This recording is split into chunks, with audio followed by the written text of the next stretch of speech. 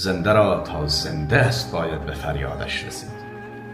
زنده را تا زنده است باید به فریادش رسید، ورنه بر سنگ مزارش آب پاشیدن چه سود؟ گر نرفتی خانه‌اش تا زنده بود، خانه صاحب عزا خوابیدن چه سود؟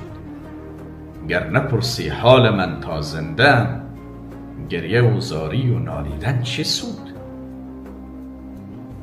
گر نکردی یاد من تا زنده ام، سنگ مرمر روی قبرم با نهادنها چه سود؟ چی فایده داره؟ می که تا زنده استم دو بخورم، دشنام بخورم، توهین بشم، تحقیر بشم، حالا چنین است چنان است که بعد از مرگم بنشینی توصیف بکنی و تمجید بکنی که متاسفانه یک واقعیتی جامعه ما همی هست.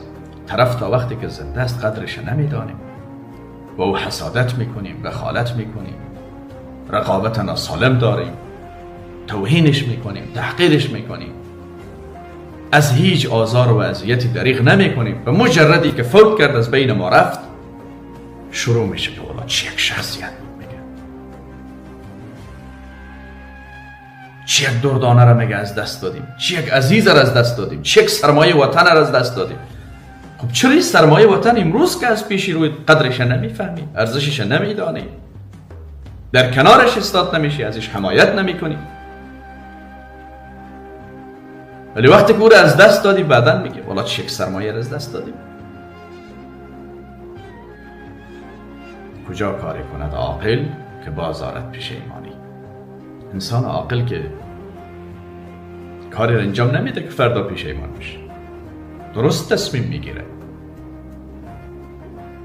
ما سرمایه های زیادی داریم در وطن، والله جوانان عزیز زیادی داریم، از کاتگوری های مختلف، تیف های مختلف، خواهران و برادران با استعداد داریم که هر کدامی از اینها در بخش خودش و در رشته خودش یک سرمایه بزرگ است.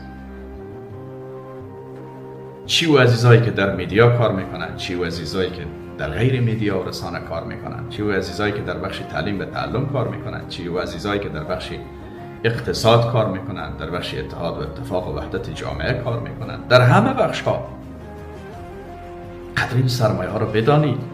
اینا همه داشت